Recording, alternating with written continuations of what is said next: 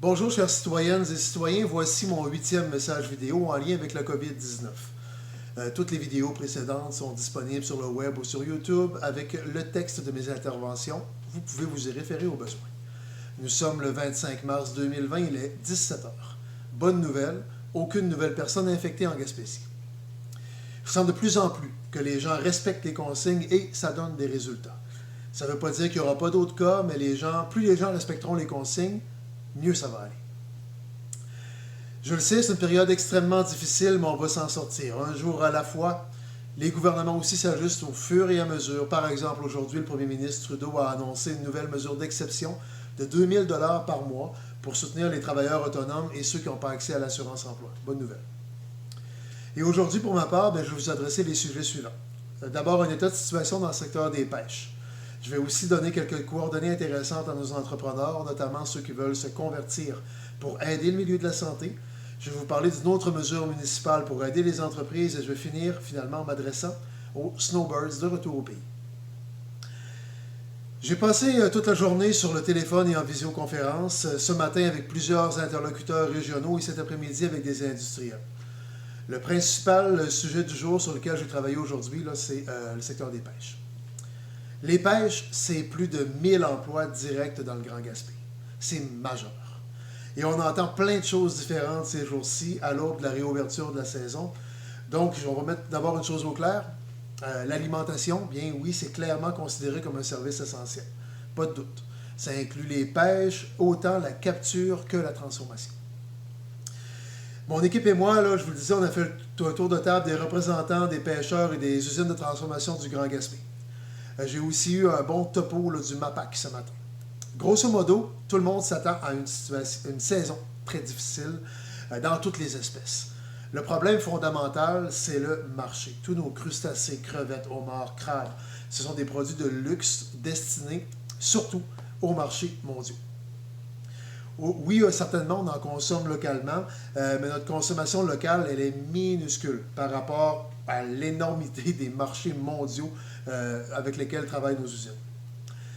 Les marchés mondiaux, ce sont eux qui dictent les prix, autant dans toutes les espèces. Là. Et ça fonctionne en fonction des lois économiques de l'offre et de la demande. Donc, présentement, en fonction de la loi de l'offre et de la demande, on parle de grosses chutes de prix. Donc, ça va avoir évidemment un impact majeur sur notre économie, là, comme tous les autres pans qu'on parle depuis quelques jours. Malgré ce contexte difficile, je comprends que nos pêcheurs se préparent déjà à partir en mer. D'ailleurs, les crabiers de la zone 17 sont sortis ce matin. Du côté de la crevette, tout le monde parle d'un début de pêche un peu plus tard que d'habitude, probablement dans la deuxième moitié d'avril. Dans le homard, certains évoquent ne même pas vouloir sortir dans le contexte actuel, puis il y a d'autres régions qui disent vouloir y aller. Fait que comme pour tout le reste, on va suivre ça au jour le jour. Nos usines de transformation se préparent elles aussi. Donc autant pour les pêcheurs que pour les transformateurs, il y a des mesures qui sont mises en place pour la sécurité des travailleurs. J'ai même lu aujourd'hui le protocole des crevettes du Nord-Atlantique pour ce qui va se faire à l'usine. Très bien fait.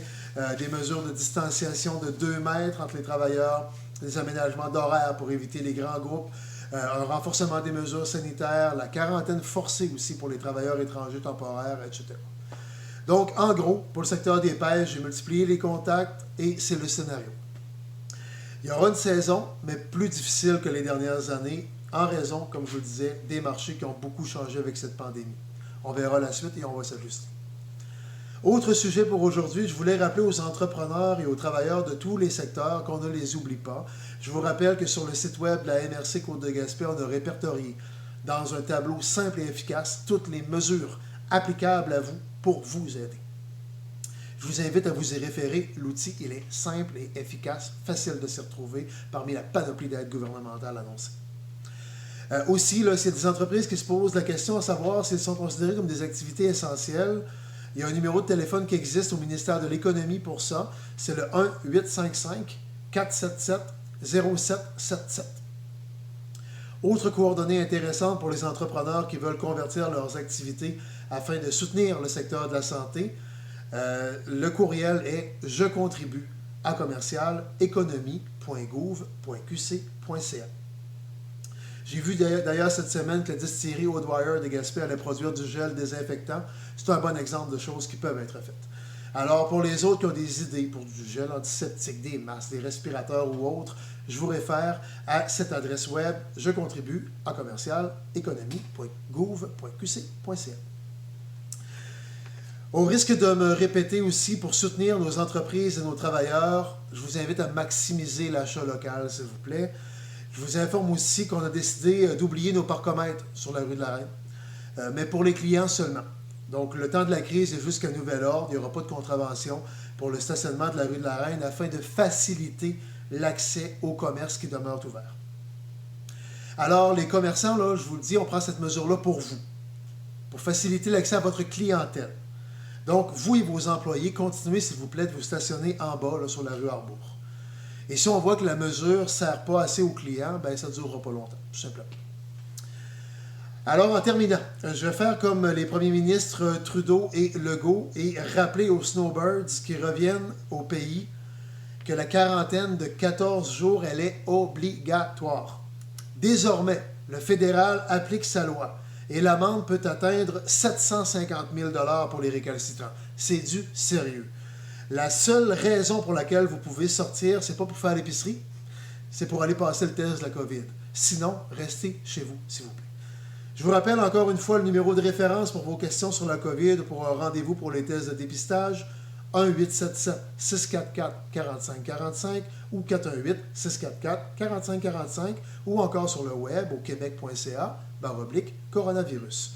Je vous rappelle encore les mesures essentielles, éviter les contacts humains, se laver les mains fréquemment, éviter tout rassemblement, diminuer vos présences dans les lieux publics, payer par carte bancaire, respecter la quarantaine si vous revenez de voyage et pour nos amis de plus de 70 ans ou qui ont une maladie chronique, restez chez vous. Et gardez donc le contact par téléphone, Skype, FaceTime avec vos proches. Ce sera apprécié dans cette période où tout le monde est isolé. Merci de respecter les consignes et encore une fois, merci de votre attention.